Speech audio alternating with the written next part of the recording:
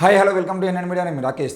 తెలంగాణ రాష్ట్రంలో రోజు రోజుకు దళితుల మీద దాడులు పెరుగుతూ ఉన్నాయి, హత్యలు పెరుగుతూ ఉన్నాయి, ఆడవాళ్ళ మీద అత్యాచారాలు పెరుగుతూ ఉన్నాయి. వీటన్నిటికీ సంబంధించిన విషయంలో అధికార యంత్రాంగం పనిచేయట్లేదు సరిగా అని చెప్పేసి ఒకవైపు ప్రజా సంఘాలు, విద్యార్థి సంఘాలు ముత్తుకుంటూ ఉంటే, తెలంగాణ రాష్ట్ర ఎస్సీ ఎస్టీ కమిషన్ చైర్మన్గా ఉన్నటువంటి బక్కి వెంకటయ్య గారు మాత్రం వాళ్ళ ఊర్లో ఉన్నటువంటి పంచాయతీలలో బిజీగా ఉన్నట్టు కనబడతా ఉంది. తెలంగాణ రాష్ట్రంలో ఉన్నటువంటి ఎన్నో స్కూళ్ళల్లో ఇప్పటికీ ఆ విద్యార్థుల మీద దాడులు జరుగుతూ ఉన్నాయి. మొన్న ఒక అమ్మాయి ఆత్మహత్య చేసుకుంది. శ్రీ చైతన్య నారాయణ లాంటి కాలేజీలలో దళితులు ఆత్మహత్య చేసుకోవాల్సిన పరిస్థితులు ఎందుకు వస్తూ ఉన్నాయి? గవర్నమెంట్ స్కూళ్ళల్లో టీచర్ల మీద దాడులు చేస్తూ ఉన్నారు. దాంతోపాటు మొన్న నాగర్ కర్నూలు జిల్లాలో దళిత అమ్మాయిల మీద శ్రీనివాసరెడ్డి అనే ఒక టీచరు చెప్పు విసిరేసిండు. ఇవన్నీ కాదు, నిన్నగాక మొన్న 4 రోజుల క్రితం మన సూర్యాపేటలో మాలా కులానికి సంబంధించినటువంటి ఒక దళిత అబ్బాయి మీద, బంటు మీద హత్యా ప్రయత్నం చేసుడు కాదు, 3 సార్లు హత్యా ప్రయత్నం ప్లానింగ్ చేసుకొని చివరికి జనవరి 26 రోజు హత్య చేసిర్రు. ఈరోజు ఇంటర్ క్యాస్ట్ మ్యారేజ్ చేసుకున్నందుకు ఒక అబ్బాయిని హత్య చేసి చంపేసేది ఉంటే ఇప్పటి వరకు అక్కడికి వెళ్ళి ఆ కుటుంబాన్ని పరామర్శించేటువంటి పరిస్థితిలో లేనటువంటి బక్కి వెంకటయ్య గారు ఊర్లో వ్యవసాయ కల్లాలకు సంబంధించినటువంటి కాంట్రాక్ట్ ఏదైతే ఉంటుందో వాటికి సంబంధించిన విషయంలో జరిగిన అవకతవకలని ప్రజలు ప్రశ్నిస్తూ ఉంటే అక్కడికి వెళ్ళి ఆ పంచాయతీలో జర్నలిస్టుల మీద దాడి చేసేటువంటి స్థితికి దిగజారిపోయింది. ఇంతకుముందు ఇదే వ్యక్తికి, బక్కి వెంకటయ్య గారికి ఎన్ఐన్ మీడియా వేదికగా మనం ఫోన్ చేసి, సార్ పలానా దగ్గర ఒక సంఘటన జరిగింది సార్, ఆ సంఘటనకు సంబంధించిన విషయంలో మీరు అక్కడికి వెళ్ళి ఆ విషయాన్ని విచారిస్తే బాగుంటుందని అడిగితే, వాళ్ళని వచ్చి కలవమనండి, నాకు కంప్లైంట్ ఇవ్వండి, కంప్లైంట్ ఇస్తే నేను పోయి తప్పకుండా చూస్తానండి అని చెప్పేసి మాట్లాడిండు. అంటే బాధితులు కంప్లైంట్ తీసుకొని వచ్చి ఎస్సీ ఎస్టీ కమిషన్ చైర్మన్గా ఉన్నటువంటి బక్కి వెంకటయ్య గారికి, అయ్యా మాకు అన్యాయం జరిగింది అయ్యా అని చెప్పేసి అడిగితే తప్ప ఈయన ఇక్కడ నుండి కుర్చీ దగ్గరికి కదిలేటువంటి పరిస్థితి లేదు అనే విషయం అయితే ఆ రోజు ఆయన చెప్పడం జరిగింది. అంటే ఈరోజు బాధితులు, ఈరోజు సూర్యాపేటలో ఒక దళిత అబ్బాయిని పెళ్లి చేసుకున్నందుకు వాళ్ళ అన్నలు, అన్న, నానమ్మ, వాళ్ళ కులపోలు అందరూ కలిసి, గౌడ కులపోలు అందరూ కలిసి ఈరోజు మాల కులానికి సంబంధించిన ఒక వ్యక్తిని చంపేసేది ఉంటే ఇప్పుడు ఆ భార్య భార్గవి అనే అమ్మాయి అయ్యా వెంకటయ్య గారు అని చెప్పేసి వచ్చేది ఉంటే మాత్రమే న్యాయం చేశాడు తప్ప, మరి ఎస్సీ ఎస్టీ కమిషన్ చైర్మన్గా ఉన్న ఈ అధికారాన్ని నేను తీసుకున్నా, ఇది రాజ్యాంగబద్ధమైనటువంటి పదవి, రాజ్యాంగబద్ధ పదవిలో ఉన్నప్పుడు నా బాధ్యతగా నేను అక్కడికి వెళ్ళి పరామర్శించాలనే సోయి లేనటువంటి ఈ వ్యక్తి ఈరోజు జర్నలిస్టుల మీద దాడి చేస్తూ ఉన్నాడు. వ్యవసాయ కల్లాలు ఏవైతే ఉంటాయో, కేసీఆర్ గారి పాలనలో వ్యవసాయ క్షేత్రాల వద్ద వ్యవసాయ కల్లాలు నిర్మాణం చేసుకోండి, కల్లాలు నిర్మాణం చేసుకుంటే వాటికి ఎంతో కొంత డబ్బులు ఇస్తాము, అక్కడే మీరు మీ ఆ పంటను ఆరేసుకోవడం కానీ లేదంటే పంటను అక్కడ పెట్టుకోవడం కానీ అన్నీ చేసుకోవచ్చు అని చెప్పేసి వ్యవసాయ కల్లాల నిర్మాణానికి సంబంధించిన విషయంలో ఆ గ్రామంలో కొంతమందికి వ్యవసాయ కల్లాల పథకం కింద, అది సెంట్రల్ గవర్నమెంట్ పథకం కింద వాళ్ళకు జారీ అయితే ఈయన ఏం చేసినారంటే, ఈయన పెద్దమనిషి స్థానం చేసి వాళ్ళ పేరు మీద వచ్చిన వాటిని, అంటే గొల్ల కులాలకు సంబంధించినటువంటి వాళ్ళనే 2 కులాలు, ఎర్ర గొల్ల లేదంటే పెద్ద గొల్ల అని ఉంటే ఒక యాదవ కులానికి వచ్చినటువంటి వాళ్ళ పేర్ల మీద వేరే వాళ్ళ పొలాలలో నిర్మాణం చేశారు. ఇప్పుడు ఏమైంది, సెంట్రల్ గవర్నమెంట్ నుండి డబ్బులు పడాలి, రెండోసారి డబ్బులు పడాలని వచ్చినప్పుడు ఏమైంది, మీరు ఆ వ్యవసాయ క్షేత్రం దగ్గరికి పోయి అక్కడ నిలబడి ఫోటో దిగితేనే డబ్బులు వస్తాయని చెప్పేసి, ఆ ఫోటో దిగి పంపిస్తేనే డబ్బులు శాంక్షన్ చేస్తామని చెప్పేసి వాళ్ళ అధికారులు చెప్తే బక్కి వెంకటయ్య గారు పోయి ఒక్కొక్కరిని పిలుచుకొని నువ్వు అక్కడ పోయి ఫోటో దిగాలి అని చెప్పేసి అంటే, అరే మేమెందుకు దిగుతాం భాయ్, మాది కాదు కదా అని అంటే అసలు విషయం బయటపడ్డది. ఈరోజు ఆ గొల్లోళ్ళందరూ కలిసి వాళ్ళ గ్రామ పంచాయతీ దగ్గర పోయి, గ్రామ పంచాయతీ దగ్గర నిలబడి అసలు ఏం జరిగింది, మా పేరు మీద వచ్చినటువంటి వాటిని మీరు ఎర్రగొల్ల కులానికి సంబంధించిన వాళ్ళ పేరు మీద ఎట్లా కట్టించారు, మా పొలాల్లో మాకు వచ్చినటువంటి పథకాన్ని ఈరోజు మీరు వాళ్లకు ఇస్తే మళ్ళీ 10 ఏళ్ళ దాకా మా పథకం పనికిరాదు కదా, మేము పథకాలకు పనికిరాము కదా, అది సెంట్రల్ గవర్నమెంట్ 100 రోజుల పనికి నచ్చినటువంటి పనిని మీరు ఎట్లా వేరేటోళ్ళ పేరు మీద కట్టిస్తారు అని చెప్పేసి బక్కి వెంకటయ్య గారు నిలదీసినందుకు ఈరోజు ఒక జర్నలిస్ట్ మీద దాడి చేస్తూ ఉన్నాడు.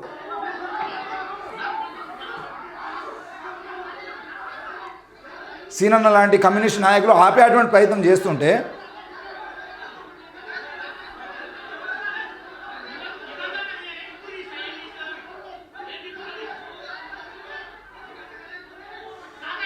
ఈయన చైర్మన్,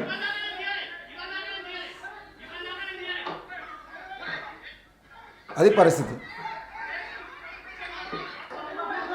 నేరుగా ఆ బక్కి చైర్మన్గా మన ఎస్సీ కమిషన్ చైర్మన్గా ఉన్నటువంటి, ఎస్సీ ఎస్టీ కమిషన్ చైర్మన్గా ఉన్నటువంటి బక్కి వెంకటయ్య గారు ఎంత దారుణంగా చూడండి, లేచిండు డైరెక్ట్ చేతితోని కొట్టడమే కాకుండా కాలుతోని తన్నడం, నెట్టడము, వాళ్ళని నెట్టేసడం, కాలుతో తన్నడము, చేతికి ఆ చేతిలో ఉన్నటువంటి ఫోన్ను డ్రైవరు, ఎవరికి డ్రైవరు అయినా నాకు అర్థం కాదు.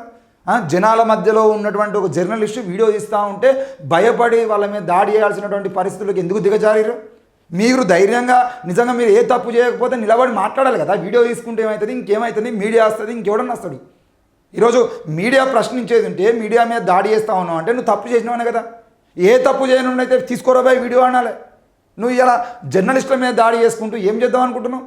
అదే గ్రామానికి సంబంధించినటువంటి కాలోజీ టీవీ జర్నలిస్ట్ అయినటువంటి నగేష్ యాదవ్ ఈ మధ్యకాలంలో మనం చూస్తూనే ఉన్నాం. ఎక్కడ ఏ సమస్య జరిగినా, ముఖ్యంగా శ్రీ చైతన్య నారాయణ లాంటి కాలేజీలలో, కార్పొరేట్ కాలేజీలో జరుగుతున్నటువంటి విద్యార్థుల బలిదానాల మీద ఆయన పోయి ఎప్పటికప్పుడు వీడియోలు చేసుకుంటూ వస్తూ ఉంటే ఈరోజు ఎక్కడి నుండో మొత్తం అపర్ణ కన్స్ట్రక్షన్స్ కానీ లేదంటే ఇంకెవరన్నా కానివ్వండి, మల్లారెడ్డి చేసినటువంటి భూదందాలకు సంబంధించిన విషయంలో కానీ ప్రతి దగ్గరికి వెళ్ళి ఆయన వీడియోలు చేస్తూ జనాలకు నిజాన్ని చెప్పేటువంటి ప్రయత్నం చేసినటువంటి నగేష్ అని ఒక జర్నలిస్ట్ మీద మీరు దాడి చేసిరు అని అంటే, మీరు అవకతవకలు చేయకపోతే, మీరు మీ గ్రామంలో ఉన్నటువంటి కళ్ళాలకు సంబంధించిన విషయంలో మీరు తప్పు చేయకపోతే వాళ్ళని కొట్టాల్సిన అవసరం ఉన్నది. వీడియో తీసుకుంటే నీకేమవుతుంది? నువ్వు ఏ తప్పు చేయనప్పుడు నేను వీడియో ఇస్తే తప్పేమున్నది? నువ్వు ఎస్సీ ఎస్టీ కమిషన్ చైర్మన్, నువ్వు రాజ్యాంగబద్ధ పదవిలో ఉన్నావు. రాజ్యాంగబద్ధ పదవిలో ఉన్నప్పుడు నిన్ను ప్రజలు ఎవడైనా వీడియో తీస్తాడు, జర్నలిస్టులే కాదు. ఈరోజు జర్నలిస్ట్ని కొట్టినావంటే సాధారణ ప్రజలు నేను వీడియో తీస్తే నువ్వు చంపెత్తావా? అంటే ఈరోజు కనీసం నువ్వు అధికారంలో ఉన్నావు అనే విషయం కూడా మర్చిపోయినావా? ఇంకా అక్కడ గ్రామస్తులకు కొంతమందికి ఫోన్ చేస్తే ఏమంటున్నా అంటే, మీరు ఏం చేసుకుంటారో చేసుకోర్రి, రేవంత్ రెడ్డి చెప్పుకుంటారా, ఇంకా పై స్థాయిలో చెప్పుకుంటారా, ఎవరు చెప్పుకుంటారు, మీడియా పిలుచుకోరు అని చెప్పేసి మాట్లాడుతున్నా అంట. అంటే ఈరోజు తప్పు చేసిన తర్వాత దొరికిపోయినవనే కోపంలో నువ్వు మాట్లాడుతున్న మాటలు కానీ, నువ్వు చేస్తున్నటువంటి చేతులు కానీ, ఇవన్నీ బహిరంగ క్షమాపణ చెప్పేటువంటి పరిస్థితులు వస్తాయి. ఈరోజు అదే నగేష్ యాదవ్ కనుక నువ్వు బహిరంగ క్షమాపణ చెప్పకపోతే మాత్రం రానున్న రోజుల్లో ఇదే ఎస్సీ ఎస్టీ కమిషన్కు జర్నలిస్టులు అందరం, మేము సోషల్ మీడియా, డిజిటల్ మీడియాలో పనిచేస్తున్న జర్నలిస్టులు అందరం తప్పకుండా ఇదే ఎస్సీ ఎస్టీ కమిషన్ చైర్మన్ బక్కి వెంకటయ్య ఆఫీస్ ముందు ధర్నా వేయడానికైనా సిద్ధంగా ఉన్నాం, నిరసన తెలియడానికి సిద్ధంగా ఉన్నాం. నువ్వు ఎక్కడ కనబడితే అక్కడ మేము మైకులు అడ్డం పెట్టి నేను ఎట్లా ఆపన్నా అట్లా ఆపుతాం. నువ్వు బహిరంగ క్షమాపణ నగేష్ యాదవ్ చెప్పాల్సిందే. ఈరోజు వ్యవసాయ కల్లాలకు సంబంధించినటువంటి విషయంలో జరిగిన అవకతవకల మీద విచారణ జరిపించి, ఒకవేళ విచారణలో కనుక నువ్వు అవకతవకలు జరిపినావు, వేరే వాళ్ళ పేరు మీద వచ్చినటువంటి కల్లాలను తీసుకుపోయి ఇంకోళ్ళ పేరు మీద కట్టినావు, ఒకవేళ నిజంగా కట్టించేదంటే ఈ కుటుంబాలు ఇప్పుడు 40కి పైగా నువ్వు వేరే వాళ్ళ మీద కట్టిస్తే ఈ 40 కుటుంబాలు ఏవైతే ఉన్నాయో వాళ్ళందరూ కూడా 10 ఏళ్ల వరకు మళ్ళా కేంద్రాన్ని నుండి వచ్చేటువంటి నిధులకు అనర్హులు కదా. అంటే 10 ఏళ్ల రాక నువ్వు చేసిన చిన్న పొరపాటుకు 10 ఏళ్ల రాక వాళ్ళు ఎందుకు ఉండాలి? ఈరోజు అడిగినందుకు దాడులు చేసేటువంటి పరిస్థితులు ఎందుకు వస్తున్నాయి? మీ డ్రైవరు వానికి ఏం అధికారం ఉన్నది పై నాకు అర్థంగా, జర్నలిస్టుల ఫోన్లు గుంజుకోవడానికి వాడేవాడు. ఈరోజు తెలంగాణలో ఎక్కడైనా వీడియోలు తీసుకునేటువంటి అధికారం జర్నలిస్టులకు ఉన్నది. జర్నలిస్టులు వీడియో ఇస్తూ ఉంటే డ్రైవర్లు ఫోన్లు గుంజుకునేటువంటి పరిస్థితులకు ఎందుకు వస్తున్నారు? ఆ డ్రైవర్ను వెంటనే అరెస్ట్ చేయాలి. ఎట్టి పరిస్థితుల్లో జర్నలిస్టుల మీద దాడి చేసినటువంటి బక్కి వెంకటయ్యకి సంబంధించిన విషయంలో ప్రభుత్వం స్పందించాల్సిన అవసరం ఉంది. జర్నలిస్టులు కూడా దయచేసి, జర్నలిస్టులు అందరూ కూడా మీరు కూడా అందరూ ఖండించాల్సిన అవసరం ఉన్నది.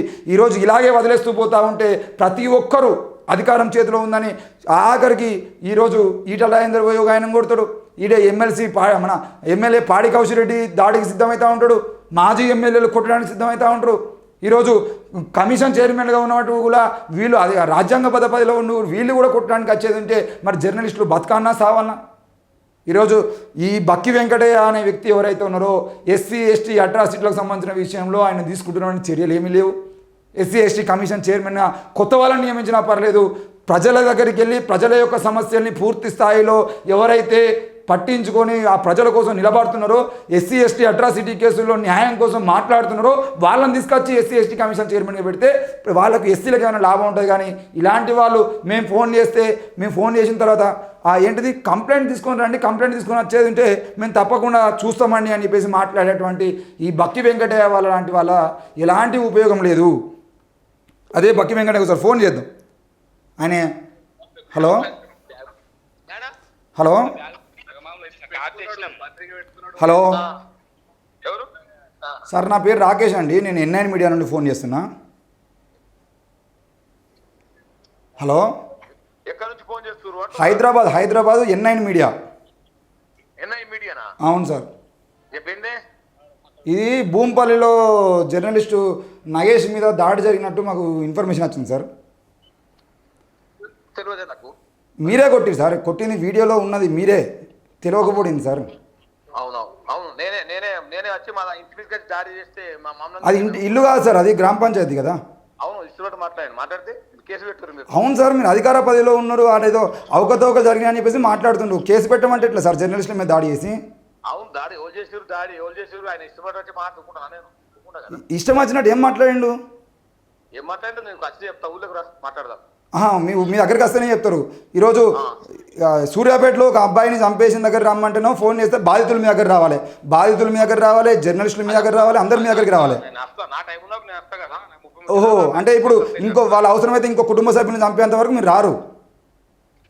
నేను ఎట్లా 33 జిల్లాలకు పోలేను కదా.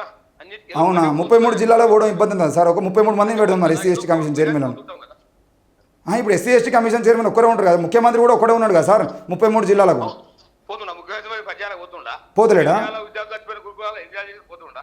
పోతలేడా? అసలు మీరు కనీసం సచిన కాడ కూడా పోతలేడు కదా సార్, మిగతా వాటికి విషయాలు పక్క పెడితే. కలిసినప్పుడు మాట్లాడతారా? ఇది పరిస్థితి. రేవంత్ రెడ్డి అన్ని జిల్లాలకు పోతుండా, రేవంత్ రెడ్డి అందరు తిరుగుతాడా, అందరు చచ్చిన కాడికి రేవంత్ రెడ్డి పోయేస్తాడా, వీళ్ళు కూడా చస్తారు. అంటే ఎస్సీలు చచ్చిపోతే నాకేంది, ఎస్టీలు చచ్చిపోతే నాకేంది, ఎస్సీ ఎస్టీలు చచ్చేది ఉంటే అందరి దగ్గర నేను పోతానా, 33 జిల్లాలు తిరగడానికి ఆయన మనిషినా లేకపోతే జంతువునా అనుకుంటున్నా అన్నట్టుగా మాట్లాడుతున్నాడు. అంటే ఎస్సీ ఎస్టీ కమిషన్ చైర్మన్ ఇప్పుడు బక్కి వెంకటయ్య గారు చెప్తున్నట్టు ఏం చేయాలంటే 33 జిల్లాలకు 33 మందిని పెట్టాలి. లేదు అంటే అవసరమైతే మండలానికో మనం పెట్టాలి. మళ్ళీ జిల్లాలకు ఒకరు పెట్టినా కూడా జిల్లా మొత్తం తిరుగు కష్టమవుతుందండి. అసలు జిల్లా ఒక్కొక్క ఊరు వాళ్ళు రోజుకొకరు వచ్చి సమస్యలు చెప్పుకోపోరు అని చెప్పేసి చెప్తారు కావచ్చు. కాబట్టి మండలానికో ఎస్సీ ఎస్టీ కమిషన్ చైర్మన్ పెట్టాలి కావచ్చు. ఎంత దిగజారిపోయి మాట్లాడడం అంటే, ఈరోజు మీడియా వాళ్ళు ఫోన్ చేసి అంటే ఊరికి రమ్మంటారు. అంటే ఊరిలో ఉంటావా నువ్వు అధికారిగా, ఈరోజు హైదరాబాద్లో అందుబాటులో ఉంటావా? మీ ఆఫీస్కి వచ్చిన తర్వాతనే మేము ఫోన్ చేసినాం కదా. మీ ఆఫీస్కి వచ్చేదంటే మీ ఆఫీస్లో లేవు, నువ్వు మీ ఊర్లో ఉన్నావు అని తెలిసేది ఉంటేనే ఈరోజు వీడియో చేస్తే మీకు ఫోన్ చేయాల్సిన అవసరం వచ్చింది. మీరు ఆఫీస్లో ఉండంటే డైరెక్ట్ ఆఫీస్ కాడికి వస్తాం కదా. ఇంత మీరు కూడా చూసారు కదా. దయచేసి ప్రజలారా, ఎస్సీ ఎస్టీ కమిషన్ చైర్మన్ అయినా, ఎస్సీ కమిషన్ చైర్మన్ అయినా, ఇక మానవ హక్కుల కమిషన్కి అయితే చైర్మన్లు ఉండరు. వాళ్ళు ఎన్నిసార్లు చెప్పినా, ఎన్ని వీడియోలు చేసినా కూడా పట్టించుకునేటువంటి పరిస్థితులు లేవు. మరి ఈరోజు ఎస్సీ ఎస్టీ కమిషన్ చైర్మన్గా ఉన్నటువంటి బక్కి వెంకటయ్య గారు ఫస్ట్ ఏమో నాకు తెలియదండి అన్నాడు. అంటే మీరే కొట్టిరు కదా సార్, వీడియోలో ఉన్నదని అంటే ఎక్కువ తక్కువ మాట్లాడితే కొడతారా అన్నాడు. అంటే వీడియో తీస్తా, బరాబర్ వీడియో తీస్తా అని, అందులో మీకు కావాలంటే ఆడియో కూడా చూడండి. మీరు ఇవరిదాకా నేను వీడియో తీయలేదు, ఇప్పుడు తీస్తా కంపల్సరీ అని చెప్పేసి అన్నందుకే కొట్టిరు. అంటే నువ్వు జర్నలిస్టు వీడియో వేసి అంటే కొడతావా? ఇక నువ్వు ఇప్పుడు బక్కి వెంకటయ్య గారు పోతున్నారా అంటే మొత్తం మీడియా మొత్తం కెమెరాలు బంద్ చేసుకోవాలి కావచ్చు. రాష్ట్ర ముఖ్యమంత్రి ప్రధానమంత్రి వచ్చేంటున్నాం వీడియోలు తీసుకున్నాను పర్మిషన్ ఉన్నది. ఈరోజు ఈయన రాజ్యాంగబద్ధ పదవిలో ఉండి, రాజకీయ నాయకుడు కూడా కాదు ఈయన. రాజకీయ నాయకులు ఏమో వీడియోలో ఉన్నా కూడా సైలెంట్గా ఉంటా ఉంటే, ఈయన మాత్రం రాజ్యాంగబద్ధ పదవిలో ఉండి తీస్తే కుట్టమా, ఎక్కువ తక్కువ మాట్లాడితే కుట్టమా అంటే మాట్లాడద్దని ముందు బక్కి వెంకటయ్య గారు అన్నారు. అందరూ దొర అనుకుంటే కుసోవన్నా. ఎంత దిగజారుడు మాటలు మాట్లాడుతున్నా. ఇది మొదటిసారి కాదు, ఇంతకుముందు కూడా ఒక అట్రాసిటీకి సంబంధించిన కేసులో మేము ఫోన్ చేసేది ఉంటే, నాతో పాటు బత్తుడు రామప్రసాద్ గారు కూడా నా పక్కనే ఉన్నారు. ఆ రోజు ఎన్ఐన్ మీడియాలో ఫోన్ చేసి మాట్లాడితే, నాకు ఆ బాధితులు వచ్చి కంప్లైంట్ ఇవ్వమని చెప్పండి, నేను చూస్తా టైం ఉన్నప్పుడు. ఇప్పుడు చచ్చిపోయారు కదా, సూర్యాపేటకు రావాలంటే నాకు టైం ఉన్నప్పుడు పోతా. ఆల్రెడీ ఆ బాధిత కుటుంబాన్ని 2 కోట్లు ఇస్తాం, కేసు అని తీసుకోలేకపోతే చంపేస్తాం అని చెప్పేసి వాళ్ళ నాన్నను కూడా బెదిరిస్తున్నా అని చెప్పేసి అన్ని మీడియా ఛానళ్ళు వస్తూ ఉంటే, ఇప్పటి వరకు ఆడ పోయింది లేదు, కనీసం అధికారులతో మాట్లాడింది లేదు. ఆ కలెక్టరు రాడు, ఆ ఎస్పీ కనీసం బాధిత కుటుంబాన్ని పరామర్శించడు. ఈరోజు ఈయన కూడా పోడు, ఈయన కనీసం అధికారులతో మాట్లాడు.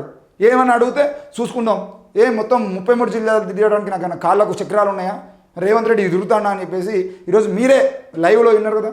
ఇది పరిస్థితి. దయచేసి తెలంగాణ ప్రజలారా, ఇలాంటి వ్యక్తులు ఈరోజు జర్నలిస్టుల మీద దాడి చేసారు, రేపు పొద్దుగాల అవసరమైతే సాధారణ ప్రజలైతే కొట్టి చంపిన చంపుతారు. కాబట్టి దయచేసి అర్థం చేసుకోవాలి. జర్నలిస్టు కాలోజీ టీవీ జర్నలిస్ట్ అయినటువంటి నగేష్ యాదవ్ మీద జరిగినటువంటి దాడిని ముక్తకంఠంతో ఖండించాల్సిన అవసరం ఉంది. ఇది సిగ్గుచేటు. ఇట్లాంటి అధికారులు వీళ్ళ మీద దాడులు అంటే కమిషన్ మెంబర్లుగా ఉన్నటువంటి వాళ్ళే గౌరవపూర్వకంగా మాట్లాడాల్సినటువంటి పరిస్థితి ఉంటుంది. మరి కమిషన్ చైర్మన్గా ఉన్నటువంటి వ్యక్తి ఈరోజు ఇలా మాట్లాడడం సిగ్గుచేటు అని చెప్పేసి తెలియజేస్తాం. చూస్తూనే ఉండండి ఎన్ఎన్ మీడియా. Thank you.